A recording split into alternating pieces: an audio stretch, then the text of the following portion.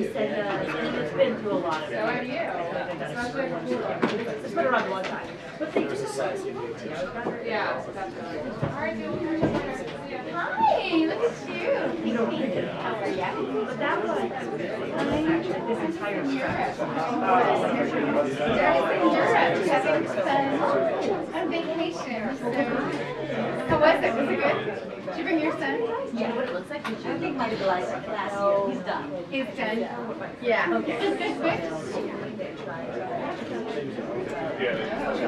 So, surprise gifts are always Enjoy the show.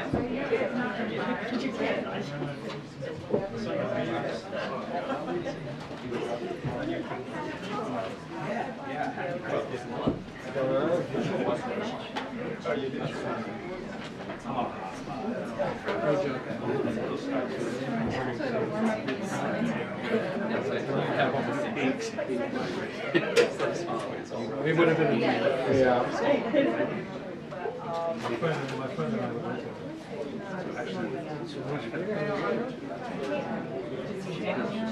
Oh, wait, am I on? I think I am.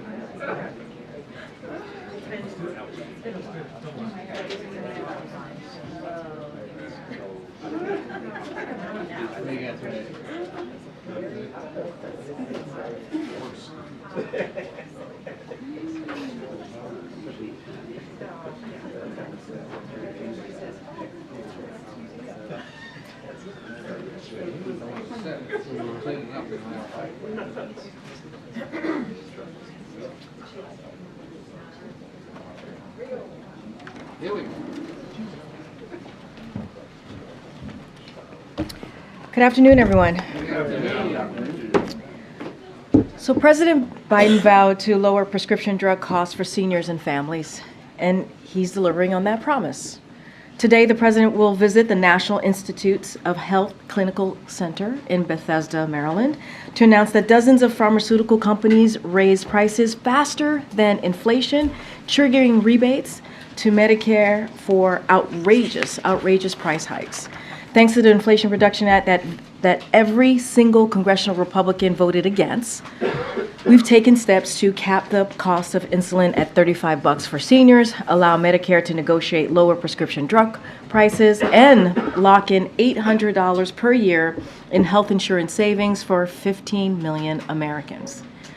The Biden-Harris administration is also continuing to use fair pricing clauses to keep prices low for new treatments created with taxpayer dollars. Our work is not done. President Biden remains focused on making sure families can access the medicine they need at affordable prices. And you'll hear directly from him shortly. Now today we remember the 26 souls who lost their lives at Sandy Hook Elementary 11 years ago. 20 first graders were mercilessly gunned down with a weapon of war. And 6 brave educators were also killed, sacrificing their lives to protect their students. The President and the First Lady are praying for the moms and dads who lost their young children that day. For the family members and survivors in the Newtown community, so many of them have courageously gone on to fight for change and end the gun violence ripping apart lives and communities. As the President said this morning, we should not live like this. This administration is doing everything it can to stop the epidemic of gun violence, but we need Congress to act. We need Congress to act. We need universal background checks. We need a national red flag law. And we must ban assault weapons like the one used to kill these innocent children. Looking ahead to next week, I have 2 pieces of news to share. On Tuesday, December 19th, President Biden will travel to the National Cathedral here in Washington, D.C. to deliver remarks paying tribute to Justice Sandra Day O'Connor at her funeral service. Justice O'Connor dedicated her life to public service and a relentless pursuit to strengthen our democracy by finding common ground, reminding all Americans that there is far more that unites us than divides us. And on Wednesday, the president will travel to Milwaukee, Wisconsin to discuss how Bidenomics is creating a small business boom lowering costs for hardworking families, and building an economy from the middle out and bottom up. He will also discuss how, under this administration, Americans have filed a record 14.6 million new business applications, including 178,000 in the state of Wisconsin. With that, the Admiral is back in the briefing room to give you an update on what's happening in the Middle East and take some questions. Afternoon, everybody. I think, as you all know, National Security Advisor Jake Sullivan is in the Middle East for discussions about the conflict in Gaza. Since arriving, he's had a chance to meet with Saudi Prime Minister and Crown Prince Mohammed bin Salman in Riyadh, where they discussed a range of issues, including work that was already underway between Saudi Arabia and the United States over recent months to work towards a sustainable peace between Israelis and the Palestinians, as well as to increase the flow of food, water, medicine, and fuel into Gaza. In Israel, Jake had the chance to meet with Prime Minister Netanyahu and members of his war cabinet. His message was consistent. The United States will continue to support Israel in its fight against Hamas, and we will continue to do everything we can to help broker another pause so that the remaining hostages can be reunited with their families. As I said yesterday, Yahya Sinwar and Hamas started this war. They can end it right now by letting those people go, by ordering their fighters to lay down their arms, and by turning in everyone responsible for the October 7th attacks. Jake also discussed the next phase of Israel's military campaign, and he asked hard questions, as we have been doing, about what all that could look like. Of course, Jake also discussed efforts Israel is now undertaking to be more surgical and precise in their targeting, and efforts that they are taking to help increase the flow of aid. This is Jake's second visit to Israel since the conflict began, and it's part of our ongoing engagement with both Israel and our regional partners. He'll remain there tomorrow, and we'll provide more details and readouts of his meetings and engagements then. If I could turn to Ukraine. Today, Vladimir Putin, in his annual press conference, doubled down on his goal of conquering Ukraine and subjugating its people. Nearly 20 months after he launched his brutal and barbaric invasion, Mr. Putin said today that his aggression in Ukraine will not end, and there will only be peace, quote, when our goals are achieved, end quote. We all know what that means. But I sure hope that those House Republicans who have for months held hostage critical assistance to Ukraine heard Putin's message loud and clear. Instead, they're heading home for the holidays, while Ukrainians are heading right back into the fight. They'll face more shelling, more air attacks, more cold, dark nights, and just over the last 24 to 48 hours, we've seen additional airstrikes by Russia on critical infrastructure. And they'll face more death and destruction to their families and to their homeland. They need our help, and they need it right now, not after the eggnog. If that's not enough to move you or change your mind, think about our own interests here. We know that what happens in Ukraine doesn't just happen to Ukraine. It's no foreign war. Putin is challenging the very international order that we helped build. He's challenging the UN Charter. He's challenging the very notion of sovereignty. He's challenging democracy itself. Russia seeks to remake the international order to create a world conducive to its highly personalized and repressive type of autocracy. That would have profound effects on freedom and prosperity everywhere. So in short, we cannot afford not to help. Imagine the cost in blood and treasure in the lives of our own troops and those of our NATO allies if we just walked away from this effort, if we just let Putin take Ukraine, wipe it off the map as an independent country. As President Biden has said, we know from history that when dictators don't pay a price for their aggression, they just keep on going. And make no mistake, Putin is not the only. He's not the only one watching what's going on here and how this plays out. Other nations, friend and foe alike, will certainly learn lessons from our ability here to stand up or our inability to stand up. Inaction is action too. It's well past time for us to act in defense of our national security interests. Now, just quickly, I think today you also saw we announced joint treasury and law enforcement actions against a notorious transnational criminal organization, Malas Mañas, engaged in the smuggling of people and illicit fentanyl into the United States from Mexico. This is part of the administration's ongoing efforts, coordinated with the government of Mexico, to tackle the global threat posed by the scourge of human smuggling and drug trafficking into the United States. Specifically, Treasury issued sanctions against this notorious transnational criminal organization and 2 human smugglers associated with this organization under the President's 2021 executive order, which targets those involved in global illicit drug trade. Separately, the Department of Justice also unsealed a combination of human smuggling, money laundering, and drug trafficking charges against 5 individuals, including the head of Malas Mañas. And today's actions, of course, were based on a joint investigation by DHS's Homeland Security Investigations and the Drug Enforcement Administration. Thank you. Admiral, Israel's Ministry of Defense said that that the war will last several more months, or that it will take several more months to defeat Hamas. Does the U.S. find that timeline acceptable? This is consistent with what they've been saying since almost the very beginning, that this could take some time, and certainly they've talked about it in terms of months. There's nothing new there. That's very consistent with what they've been saying. And then separately, a senior Israeli diplomat is saying that the country will not accept a two-state solution. That runs contrary to U.S. policy. What's your reaction to those comments? We still adhere to the promise and the vision of a two-state solution. Nothing's changed about our policy. I'll let the Israelis speak for themselves. We still believe, the president still believes, it's not only possible, it's in the best interest of the Israeli people and the Palestinian people. But how is peace at all possible if the Israelis cannot accept that? As I said yesterday, Gabe, a two-state solution may seem elusive right now. We're not fooling ourselves. We know that everybody's focused right now on the fight against Hamas, but it requires leadership. A two-state solution. It requires leadership on all sides here to be able to roll up their sleeves and do the right thing, not only for their people, but for everybody in the region. The president is an optimist, and he still believes that it's the right answer, the right solution, and he still believes it's achievable.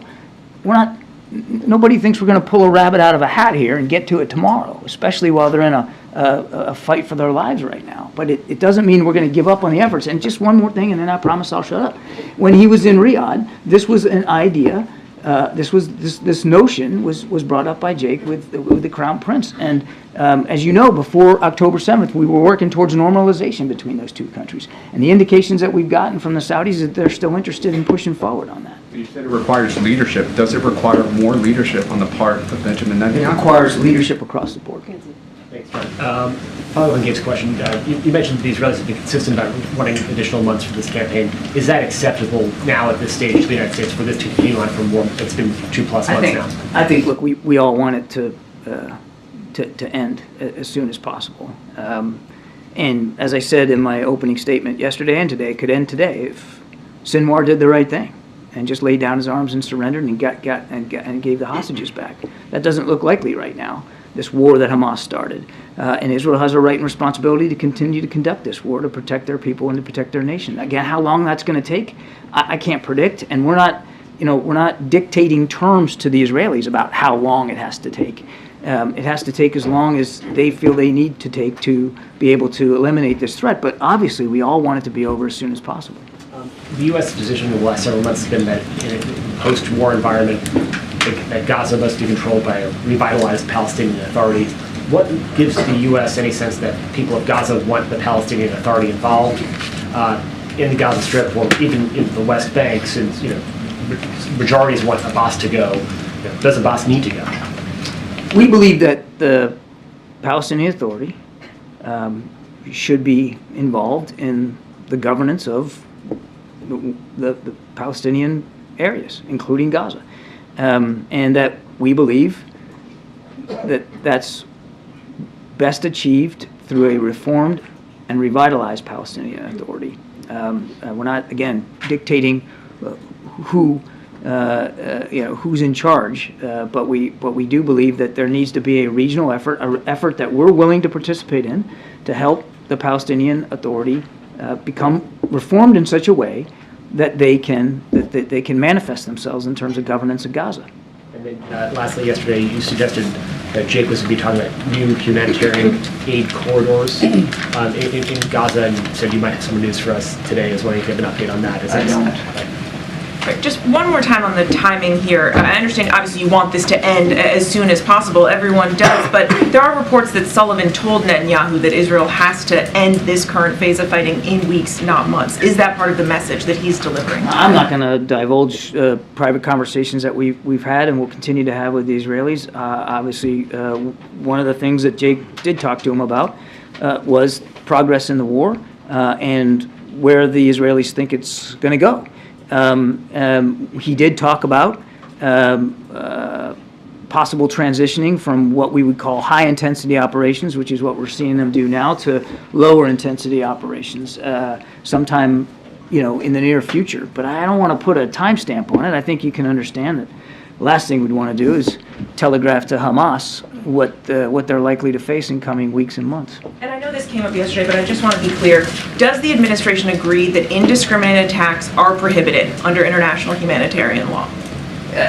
If attacks obviously are not done with due concern to civilians, then obviously that's a deep concern. But you have stressed that the president, speaks for American foreign policy. He has said that Israel is engaged in indiscriminate bombing in Gaza. So then, wouldn't it stand to reason that this is a violation? I've answered that question I don't know how many times yesterday. I have nothing more to add on that. The president was referring to concerns that he has and that we have, that we know the intent is there by the Israelis to limit civilian casualties and damage to civilian infrastructure, but sometimes the results don't always come out that way. That's what he was referring to. But you keep stressing their intent, that it's Israel's intent to minimize civilian casualties, but that intention isn't what we're seeing on the ground right now. By the president's own admission, they are bombing indiscriminately. So are you saying that their intent is somehow more important than the result? Both are important. I mean, obviously, the most important thing is the results and outcomes, but it has to be driven by a sincere intent to limit civilian casualties. So both are important. Look, I don't think it's useful to revisit the whole discussion from yesterday because you're not going to get a different answer out of me. We don't want to see a single more innocent civilian killed or wounded. One is too many. We've said that over and over again. And we're working hard with the Israelis. And Jake's doing that right now to get a better sense of what they can do, as I said in my opening statement, to be more surgical, to be more discriminate in their targeting. That's important. At the same time, it's important that they have the tools and capabilities they need to go after a truly genocidal threat represented by Sinwar and these Hamas terrorists. You said that Jake was encouraging the Israelis to start transitioning from high intensity to lower intensity operations in the near future. I know you don't want to get into the timeline, but how would the U.S.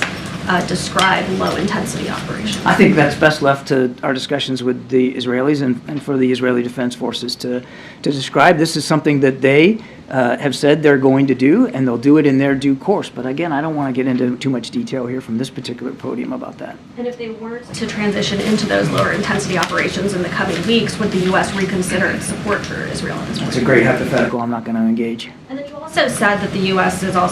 remains committed to trying to get back to the table to broker a potential pause to get these negotiations, to get hostages out.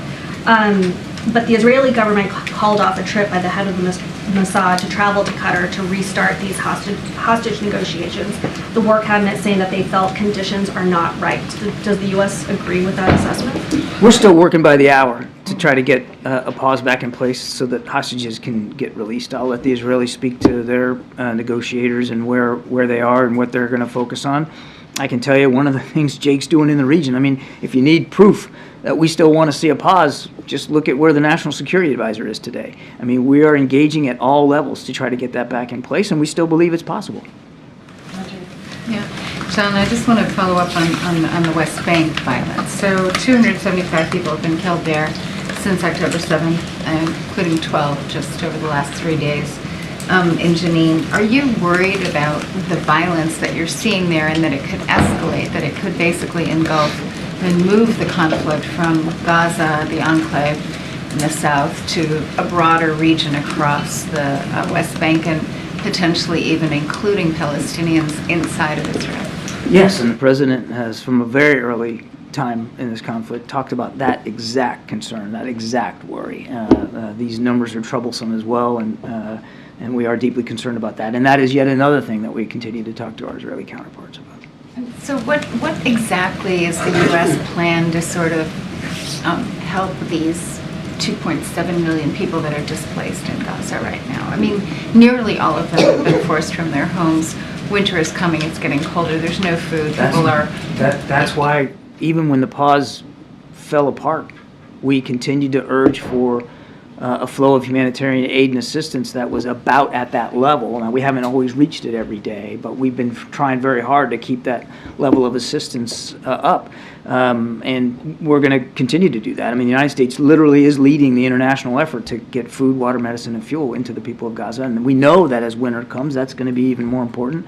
We're not going to lay off that task. Can you airdrop supplies in? Airdrops can be done, but the Is there best way to do it in Gaza, just because it's so densely populated and so densely urban, the best and safest way to get it in there, in terms of volume as well, is through trucks. Okay, and then just one quick question. Today there was an attack reported on a Maersk cargo ship. Do you know anything more about that? Can you give us any details? I don't have any details on that particular. Are you talking about something in the Red Sea? Yeah. I'm not familiar with that particular attack. Go ahead, JJ. On the president's phone call with Turkey and President Erdogan today, can you share any details about their discussion about Turkey's request for the F-16 fighter jets? We'll have a more detailed readout for you here shortly, I think.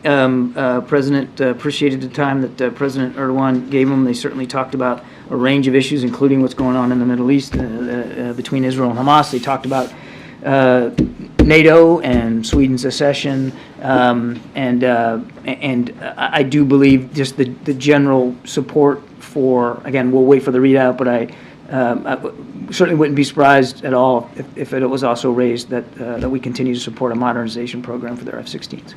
On the defense budget, are you worried that the extension of FISA, which gives the FBI the power to conduct warrantless spying on foreign citizens and Americans who they interact with, do you think that's Americans are also at risk of being spied by the government? Are you talking about 702? Yeah, 702. Yeah, look, we have talked about this for quite some time. We believe that 702 gives us very important tools and capabilities to protect the American people by focusing on the collection of useful intelligence overseas.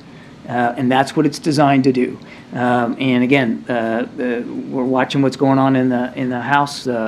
The House Intelligence Committee has put forward a full reauthorization of 702 that we think is worth looking at, and we urge everybody in the House to look at it seriously. There's some reforms in there that I think, as I said earlier, might be a little bit difficult for us to sign up to, but in general, 702. Look, I mean, Zawahiri, right? The colonial pipeline. I could go on and on of things we were able to help improve our safety and security and to go after threats to that safety and security that 702 gave us. So it's really important. From your experience after 20 years of war in Afghanistan, fighting also ISIS, do you think that Israel is really going to dismantle Hamas with the U.S. corporation? Our own experience tells us that if you can go after the leadership of a terrorist network, and this isn't just a terrorist network, it's also a military organization as well, that you can have a very significant effect on their ability to plan, train, resource, recruit, retain, and execute attacks. We saw that with ISIS. We saw that with Al-Qaeda. So the idea of going after their leaders makes sound military sense. Now, are you going to eliminate the ideology? Probably not. I mean, ISIS still exists in Iraq and Syria, and Al-Qaeda still exists in places, although they've metastasized somewhat. Both groups are radically diminished in terms of their ability to threaten our national security because we focused so much on their leadership. So it can have a profound effect. Thank you, Corinne. John, you told me yesterday that a future governance in Gaza must exclude Hamas, requires reform in the Palestinian Authority, and represent the Palestinian people. Can you explain what the administration believes to be Israel's role in supporting this, especially if one is to believe allegations that Prime Minister Netanyahu has been working to divide leadership in the Palestinian people, essentially by choking the Palestinian Authority while also supporting Hamas by allowing foreign funds to be received by them? I don't think I can really improve upon what I said yesterday. We believe that whatever governance in Gaza looks like, it's got to meet the aspirations of the Palestinian people. We know Hamas does not represent the vast majority of the Palestinian people. And so what we believe, as I said earlier, is that the best way to get at that kind of governance is through a reformed and a revitalized Palestinian Authority, which Secretary Blinken has spoken to quite well, that we're going to continue to work on. Do you believe that Israel has a role in that, though? Of course, Israel would have a role in helping us move towards that outcome, as well as other regional partners and Arab states in the region as well. And on Jake's visit, with him meeting the Saudis and, the administration saying that normalization between Saudi and Israel will bring the goal of a two-state solution together. Can you break that down for me, please? How does that work in the current post-October 7 reality? Again, Patsy, we know that a two-state solution right now is going to seem elusive to a lot of folks. We understand that, given what's going on since the 7th of October. So, but that doesn't mean you give up on it. And in his meetings in Riyadh, one of the things Jake talked about with the Crown Prince was the idea of normalization between Israel and Saudi Arabia. This is an idea we had been pushing forward before the 7th of October, and we have indications that the Saudis are still interested in having that conversation going forward. That's a positive thing. Are we going to get there tomorrow? No, of course not. But that's, as I said yesterday, it's an important milestone to perhaps getting to a viable two-state solution. And one last one, please. The Council on American-Islamic Relations, or CAIR, has called on the Biden administration to respond to reports that the Israeli military has shot women, children, and babies in, quotes, execution style after they sought refuge in a school in Gaza. Is there any truth to those claims? I have no indication to verify those accusations. Just take you to two other parts of the room real quick. In that marathon news conference, Vladimir Putin said that Moscow and Washington are in fact in contact over the fates of Evan Gershkovich and Paul Whelan, which is different than what has been said by you and others here about the request to get them back being rebuffed. He said, we have not refused to return our Wall Street Journal colleagues. So what is the status of talks between the U.S. and Russia in terms of those two? Well, he's right that we continue to talk to Moscow about getting Evan and Paul home where they belong. That those discussions are ongoing, and they're ongoing actively. I'm not going to detail them from here. He's absolutely wrong that his government did not rebuff a serious proposal. There was one put forward, and they rebuffed it. He's just wrong, flat out. One other thing in this hemisphere, how is the White House monitoring today's talks between Venezuela and Guyana over what could become a minor land war in South America? No reason for it to ever get to that point, Ed. We're watching that very, very closely. We know that the history here goes back to the late 1890s here, an arbitration that was done to sort of set that boundary. We believe that arbitral award should be respected. We don't want to see this come to blows. There's no reason for it to, and our diplomats are engaged in real time on this. Is there anyone down there for those talks? Or I don't know that we're participating in the talks, but our existing diplomatic structure down there is involved. Thanks, John. If I can go back to the Middle East, you've said that the administration has made it very clear to the Israeli government about the need to minimize civilian casualties. Is it your sense that the Israeli government is heeding that advice, and can you give us some clarification on how you make that assessment? We talked about this a little bit yesterday. Happy to revisit it. We have seen them be receptive to those messages. We have seen them act on those messages in terms of the scope and scale of the ground force that they used to go into North Gaza, much reduced than what they had originally planned. We saw them beginning to rely less on airstrikes. And because they've got troops inserted, and when you have troops inserted on the ground, you are able to target in a more precise way. You also take a higher risk to your forces. They lost 10 of their soldiers a day or two ago, largest loss in a single day, so there's a risk to your forces when you do that. And we've also seen them, as I've said before, telegraph their punches a little bit by publishing a map online in southern Gaza of where people can go and where they can't go. They've also opened up humanitarian corridors from the north to the south, again at our urging. That doesn't come without risk as well. So, and by the way, they agreed to a week-long pause in the fighting. A week-long pause that saw no civilian casualties because there wasn't fighting going on. And of course, that week-long pause potentially allowed Hamas to regroup, re-equip, restore themselves. So they are taking steps. Jake's message to them is obviously gratitude for the steps they're taking, but also to continue to urge them to take more, because we want to see them be more precise, more surgical, more deliberate, more cautious going forward. In the back. Go ahead. Admiral, I'm wondering if you can explain to us why the administration is slow walking the transfer of rifles, M4s, M16s made in the U.S. to Israel. I'm going to have to refer you to the State Department to speak to that. That's their purview. John, why would somebody around here leak that the vice president is upset with the president about Gaza? And that's a great question, because I just, I mean, if I could answer a question why somebody would leak, I mean, that would make me pretty smart and a lot smarter than I am. Let me just give me a second here. You've seen us officially and on the record, not in a leak, refute the basic premise of the story, that there's some sort of daylight between the vice president and the president. I found the headline of the story interesting, that the vice president is pushing the White House to, you fill in the blank, XYZ. Last I looked, the vice president is part of the White House. She's part of the team. And if she wasn't offering her advice and counsel to the president on innumerable issues, that would be a story. Her job is to provide advice and counsel to the president. So she does want President Biden to show more concern publicly for humanitarian damage then in Gaza. I think we've already pushed back on the premise of the story that there's some sort of daylight between her and the president.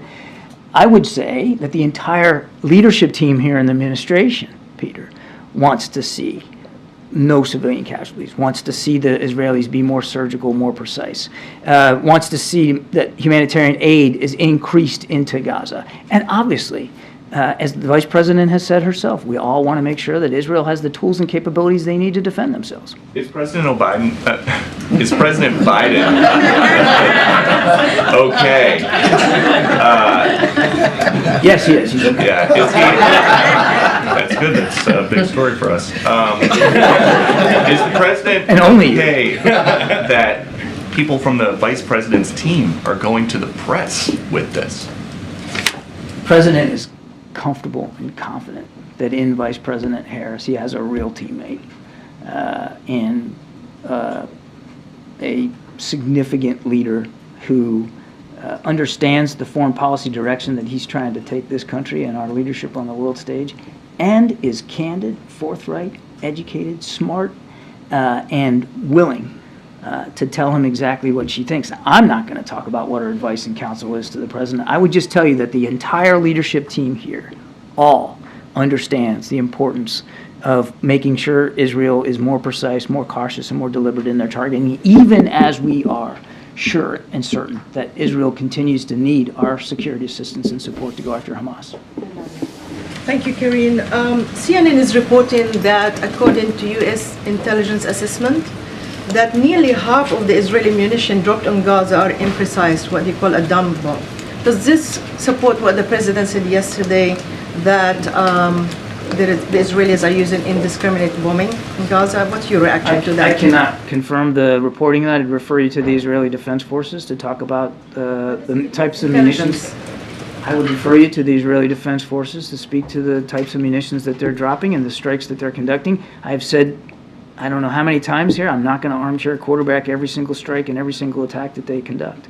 Another question. You just said that this war can end if Hamas lay down their arms. Hamas political wing in Qatar indicated today that they will be willing to be part of the PA. Is this acceptable to end the war? Is this acceptable to the U.S.? What needs to happen to end the war today is the conditions I just laid out. And there's 3 of them, and they're not that difficult. Lay down your arms, turn over those who were responsible for the October 7th attacks, and give up all the hostages. 3 simple things, and this thing can be over. It can be over today. Thank you. I have 2 quick questions. First, I wanted to follow up on your comments about the Palestinian Authority remaining in governance. I'm just curious, as Congress puts together an aid package for Ukraine and Israel, does the president want to see the Taylor Force Act remain in effect, or is he open to U.S. aid going directly to the Palestinian Authority there? You're going to have to refresh my memory on what the Taylor Force Act is. Taylor Force Act prohibits direct funding to the Palestinian Authority so long as their policy of sending aid to the families of deceased terrorists is in effect. Look, this is all part of what we believe should be a reformed and revitalized Palestinian Authority so that they can be credibly and authentically in charge of governance over Palestinian territories. So, and then second question, any comment on Argentinian President Milei's proposal to dollarize their economy there? Is that something that the White House welcomes? I'll take the question. Don't have an answer for you there. Thanks, sir. We're going to wrap it up. Thanks, Kareem. Thanks, Admiral. On Ukraine, the European Union has just agreed to open membership talks for Ukraine. Just wondered if you've got any reaction to that, and also does that mean that Europe might ultimately be a more reliable partner than the United States at the moment, given the current problems of supplemental funding? Europe is already a very reliable partner to Ukraine, and we would fully expect that will continue. There's been terrific unanimity with our European allies about supporting Ukraine. The EU can speak to their decision-making here in terms of inviting Ukraine or not. I'll let them talk about that. That's not something that we would comment on. We are focused on making sure Ukraine, as I said at the top, has what it needs, particularly in these tough winter months. We're also, there was just a conference here last week over commerce, working on making sure that long-term Ukraine has an ability to both develop a more resilient organic defense industry and a defense industrial base, as well as tap into the defense industrial base of the United States and some of our European partners, so that there's long-term, that they can meet their own long-term security commitments. And the last thing I'll say is here, we're also working with President Zelensky, as you saw this week, on his idea for a just peace and what that has to look like, and operationalizing that with nations around the world. Last question. On Ukraine, there's a small working group on Capitol Hill. Senators Langford, Sinema, and Murphy say that they're making some progress when it comes to the dispute at the heart of what's going on Capitol Hill, which is over changes in border policy. They say they're making progress. This may or may not, of course, end up extending their time here in Washington before they go home for the holidays. But just having them say they're making progress, is that enough to start the ball rolling and to assuage some of the concerns that the U.S. isn't doing anything? Is just saying they're making progress enough to get the ball rolling? In terms of assuaging the concerns about the international community that is watching and trying to follow the U.S. lead regarding aid to Ukraine. I think what will be most effective to that end is actually getting a deal done. And we certainly wouldn't dispute the senators' take that there's progress, and we're going to continue to engage again in good faith in these negotiations. I'm obviously not going to get into the details from the podium, but the process is moving forward, and that's a good thing. But what really will send a strong message, not just to our allies, but to Mr. Putin, who just today said he still wants to wipe Ukraine off the map, is actually getting the funding to support Ukraine. And yes, we recognize that that requires compromise and discussions over border policy as well as border security. And the president and his team were willing to engage in those discussions. Thanks. Thanks, Admiral. Thank you. Have a right to defend. Okay, go ahead. Thanks, Karina. I heard from Kirby a few minutes ago, give a colorful line, they need our help right now, not after the eggnog. I'm just wondering, Is that wrong? So the White House is sort of trying to amp up the pressure on Russian Republicans, it seems. Why do you think that's an effective strategy? And can you, given that you're saying that the Hill's not doing enough, can you talk about what the president himself is actually doing? We haven't seen him do much. So look, as you know, the president has been in regular contact, regular touch, and he said this with congressional leaders from both sides, from the Republican and Democratic side of the leadership. I'm sorry? Has he talked to the speaker? I'm not going to get into like specifically who he's called, but obviously congressional leaders, right, from the Republican side and also the Democratic side, both parties. And as you know, staff has also been on the Hill. Our staff has been also, his staff has been also on the Hill negotiating on his behalf. And they met on Tuesday. They met again on yesterday. And we believe it's going in a productive place. We believe it's heading in the right direction. We believe that that conversations, that fact that it's continuing, it's encouraging, and we're seeing progress. And that's because, obviously, of the president, we believe, continuing to certainly negotiate, have those conversations. And this is a president who knows how to negotiate. We've seen him do it multiple times over the past almost 3 years in this administration, being able to negotiate across the aisle and working on legislation, making things happen on behalf of the American people. Look, it's going in the right way. We understand that we have to find a bipartisan compromise to get this done. And we're talking about the policy side of it and the funding side of it as we talk about the border in relation to the border. And so we're going to continue to have those conversations. It continues on the Senate side. You heard us talk about how, and the Speaker said this himself, how he's going to, they're going to go on vacation. They're going to go on vacation while the Senate side continues to work, and that's not delivering for the American people when you go on vacation and go on Christmas recess. So you mentioned the president's negotiating. How is he a part of these negotiations? Is the White House now is he personally evaluating proposals? So he's in regular touch with congressional leaders. Don't have any specifics. Not going to negotiate from here. Obviously, his staff has been on the Hill yesterday and the day before yesterday and Tuesday and yesterday, having those conversation on behalf of this president, negotiating on behalf of this president. And so that's where we are. It is going in the right direction, we believe, because those conversations continue, and that's what matters as we talk about the border security and moving forward with making sure we get the supplemental done. And going in the right direction, does that mean that a deal gets done when? I don't have a timeline on the deal. Obviously, we needed to get it done before the end of this year. That's our kind of our timeline here, but I don't have a specifics on if it's going to happen tomorrow, the next day. We just know it's going in the right direction. That's what matters. Okay, JJ. On those Ukraine border deal negotiations, what is your message to those Democratic lawmakers and immigration activists who are worried that the White House is giving up too much in these negotiations? So look, we've been in constant communication with Democrats and obviously the Congressional Hispanic Caucus. I know that they have put some concerns out there or been very clear about their thoughts. Don't have anything to read out on those conversations. Look, here's what the president believes. He believes we need to fix what's happening with the broken immigration system. He believes that needs to get done, that needs to get fixed, and he's willing to find a bipartisan compromise to get that done. And that's the direction and that's the path that we're taking to try to figure out how do we fix this broken immigration system, something that he has been really talking about since day one with his comprehensive immigration legislation that he put forth. And so that's the direction this conversation is going in. How do we find a bipartisan compromise to get this done as we talk about the policy and the funding as it relates to border security? Get it. Thanks, Kate. I want to ask you about inflation. So you mentioned the price of eggs, milk, and gas are down over the past year, but what do you say to Americans who are looking at the month that President Biden came into office?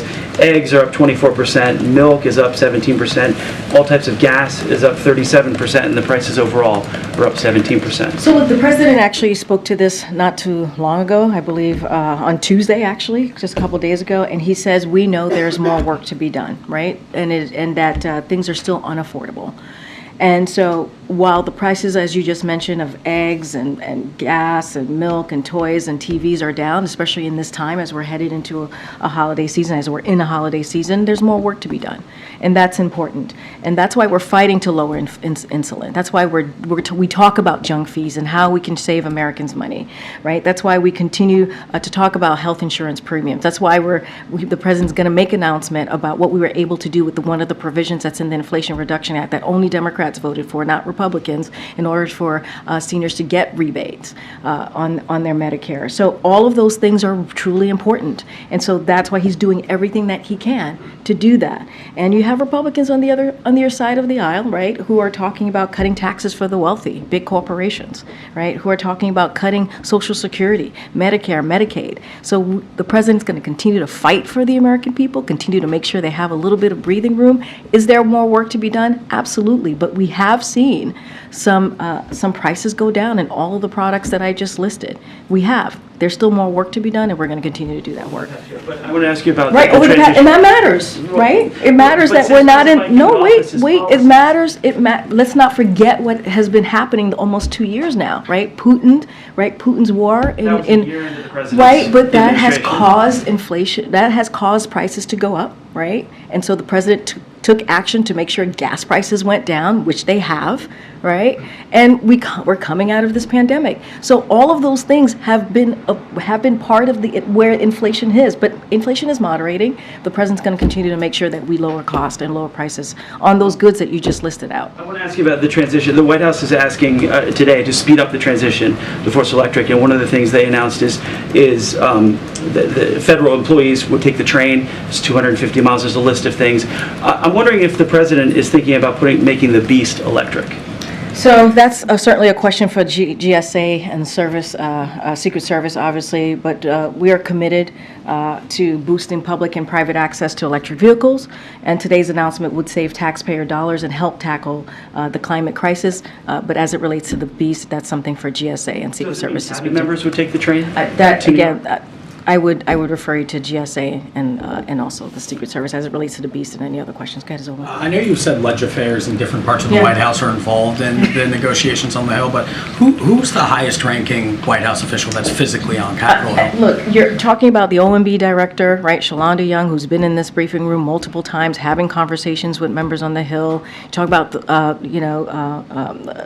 OLA, Office of Ledge Affairs. You have Shawanza, right, who runs that. You talk about the president's senior advisors. There have been a lot of people involved, and all of those folks have the trust in the president to get this done and to do these negotiations. Remember, we have done negotiations multiple times here and have gotten things done for the American people and many times in a bipartisan way. So that's what's important, that the president has a team that he trusts, that has done this before in the past 2 years, even more, and getting these bipartisan kind of conversation compromises done. And so he entrusts in that whole entire team to get that done. And sometimes it's Jake Sullivan, sometimes it's Shalonda Young has obviously been involved in this more consistently, and OLA and others.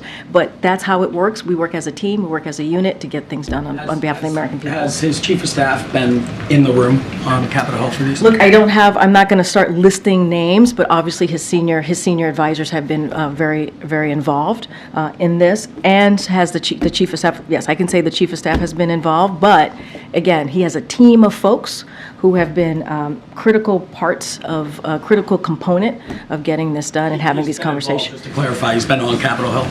Not everybody's been on Capitol Hill. People have picked up the phone, have conversations. People, members of leadership in Congress call on this side wanting to talk to maybe the chief of staff and others who are part of this, the president's team.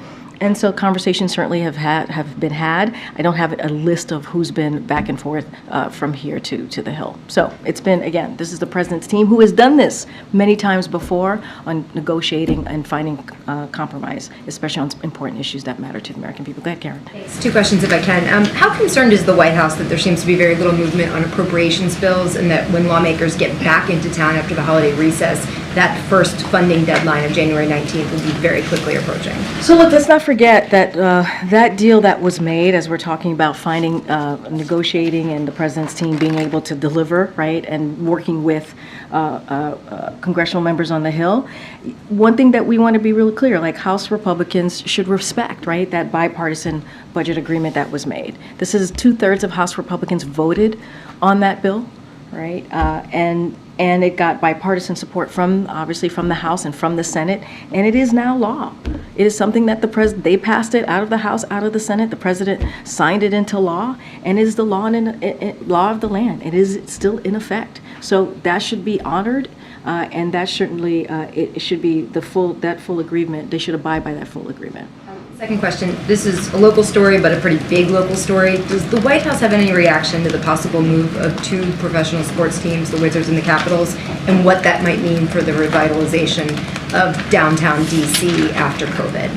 So I'm going to be very careful. They're private organizations, so don't want to comment on private organization. But what I can say more broadly, and I know you are all aware of this, that the White House Chief of Staff, Jeff Zients, sent a memo to cabinet secretaries earlier this year on the importance of returning to the office. So I'll let DC government speak to its plans for downtown. But the White House has called for federal agency to aggressively execute plans to return to work and to return to the office. So that's kind of how we've done our part here on the federal government. But as it relates to private organizations, I'm just not going to comment on their decisions here. Green. There's sort of an interesting problem brewing in Maine where the IRS has reversed its position in terms of taxing an energy subsidy that was paid to people in the state. It's not a huge amount of money, but it is really a frustration for the people there who are angry about what they say is a sort of a switch in position on the IRS. Have you had any contact with Maine about this? And is there anything you can say? Certainly, I would refer you to the IRS on that particular question. I saw some of the reporting. I haven't had a chance to talk to the team about this particular situation in Maine, so I would have to go back to the team and ask them that question. But in the meantime, I would certainly refer you to the IRS on this. And then I just have a question on this ongoing question about inflation and how Americans feel about prices. This year, the Biden administration's made a big effort to sort of push Bidenomics and go out into the country. Do you anticipate doing more of that to try to hammer home this message? And is there, especially sort of in some of the bigger categories, rental, is there anything that you can do short of, or in addition to what's already being done to just alleviate pressure for Americans feeling the sustained brunt of this prices? So inflation is coming down, It's but moderating. prices are still high across the board. I totally understand that. That's why the president said himself, things are still unaffordable, right? That's what he said just recently, just a couple days ago on Tuesday.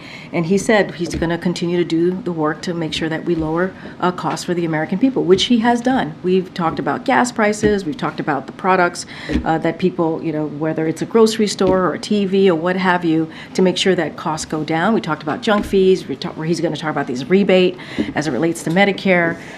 And Inflation Reduction Act is so important in that vein, right? And the things that it's been able to do to lower cost. Look, as it relates to Bidenomics, the president, I just announced at the top of the briefing, he's going to go to Milwaukee. He's going to talk about Bidenomics, investing in America, what Bidenomics has done for the American people coming out of the pandemic. We can't forget what happened when the president walked in. We saw literally the economy at a tailspin. And so the president has been working every day to get the economy back on its feet, make sure that we're building a middle class from the bottom up, middle out, and that's what you've seen him do. And the data shows, as you just mentioned in your question, inflation is moderating. And you see jobs created at more than 14 million jobs. Unemployment is at under 4%. All of those things is part of Bidenomics, and you will certainly hear the president talk more about that over the next couple months as we finish out certainly the year. Okay, Stephen. A question on Ukraine and then one on the impeachment inquiry. On Ukraine, President Zelensky told Speaker Johnson that additional U.S. funding wasn't so urgent that it could perhaps wait another month or two. The White House has been communicating this is a much more urgent matter. Could you explain the disconnect? I don't think there's a disconnect. We've said by the end of the year, we would be in a place where we wouldn't be able to help Ukraine. We would be running out of funds. I talked about this. I think Karen asked me a question about how much of the funding is left. I talked about it being about $1 billion left. We are in a place where if we don't get that supplemental, we will not be able to help Ukraine in the way that we have for almost 2 years as they are defending their country, defending their democracy, defending against Putin's aggression. And you heard the Admiral lay into what Putin said today and how he wants to basically wipe off the map Ukraine. And we cannot allow that. We have to be part in making sure that Ukraine is able to fight for their democracy. So we have some funds left, not much, and we really need that supplemental. That's why we call it an emergency national security supplemental, because we need it. Ukraine needs it. They need to continue to defend their country and fight against tyranny. The impeachment inquiry, the House of Representatives voted last night to formally authorize the impeachment inquiry that started in September. For a lot of people at home who only view this in very broad strokes, could you explain to people why the president interacted with so many of his relatives, foreign associates, and why he continues to deny any interaction? How should people think about this? Well, let's be very clear here. And I talked about this yesterday, and I'll talk about it a little bit more. And the president put out a statement yesterday that was very clear. It's, what we're seeing from House Republicans is wasted time, and it is certainly baseless political stunt. That's what we're seeing. And they're leaving, House Republicans are leaving this week to go, enjoy a nice holiday, right? As most Americans should. But What happened to the funding to Ukraine? You just asked me about Ukraine. They haven't been able to get that done. They haven't been able to help us fix what's going on at the border. They haven't been able to get that done. They haven't been able to start a conversation on how we're going to avert a shutdown in January. They haven't been able to do that. And so, look, there's been zero evidence. Zero evidence. You can ask me about engagement and what the president has done with his family in conversation, but there's no evidence. But there's no evidence. There is no evidence that the president has done wrongdoing. There's none. Absolutely none. None. And that is just a fact. You've heard it from Republicans themselves. So they're wasting their time. Instead of doing the work on behalf of the American people, they go after the president's family. But that's a waste of time. Is there an easy way to counter the central message, though, that the president interacted with associates and has been lying about it since? The president is not lying about anything as it relates to what House Republicans are trying to do. It is baseless. It is a political stunt, and it has not proven that the president has done anything wrong. Anything wrong. And so they are wasting their time. They are wasting the American people's time. And what they should be doing is the things that I just listed. They're going to go home, but they haven't taken care of what we need to make sure that we are helping Ukraine. There's going to be potentially a shutdown next month. They have done nothing to avert that shutdown. Go ahead. A few things. Just to follow up on, you mentioned the concerns of the Hispanic caucus and some other groups. Have they now been contacted by White House officials and read into the ongoing conversations? We've been in touch with them. That's what I can say is we've heard their concerns. We've had conversations. We've been in regular touch. I'm not going to go into details about the conversation. A few other things. You keep mentioning how the House has left town. Would the president consider postponing any Christmas vacation plans of his own if there's no deal on Ukraine? We're hoping that a deal is done. I can't talk about changes in the president's schedule. We still have a week left, right, before that happens. We know that the conversation is going well, right? It's going in the right direction, we believe. We're encouraged by that. The president's team was on the Hill yesterday and also today, and also Tuesday. And so that's encouraging. That's encouraging. And that's what we're going to focus on. I just don't have anything, we don't have anything to share on the president's schedule. He's going to go, as you know, to Milwaukee on Wednesday, and on Tuesday he's going to go to the National Cathedral to give some words on behalf of Sandra Day O'Connor. And as we near the end of the year, just traditional presidential things, should we anticipate a year-end news conference? You guys he just did a press conference. You had a co-star. We got a co-star. Okay. He took 2 questions. No, he took more than 2 questions. There were 4. There were 2 plus 2. Okay, for American press. Look, guys. We're needy bunch. You said it, not I did. Look, he did a 2 plus 2 on Tuesday. Gosh, the week is going by really fast. On Tuesday with President Zelensky, you heard the president speak very passionately and in an important way about the way forward with the foreign policy, how he wants to move, certainly wants to make sure we continue to aid Ukraine. I don't have anything else to add about an end of the year press conference, but the president's going to travel, as you know, on Wednesday. You're going to hear from him today, and so you'll continue to hear from him before the end of the year, certainly. Pardons and commutations? Oh, that's a good question. I don't have anything on that, but that is a good question. I know that tends to happen. All right, okay, go ahead. Last question. Just to follow up on inflation. Housing costs have continued to go up significantly, even as we've seen other prices moderate. I know that obviously you said there's more to do, but what specifically can the White House do policy-wise here to make it easier for people to afford rent, much less ever have a hope of buying a home? No, it's a good question, and you're right. There are Americans who are very much still having a very hard time as it relates to housing, paying their bills. And so what we have done is, as you know, very early on in this administration, we put forth a housing plan, affordability plan that we believe is going to try to get some of these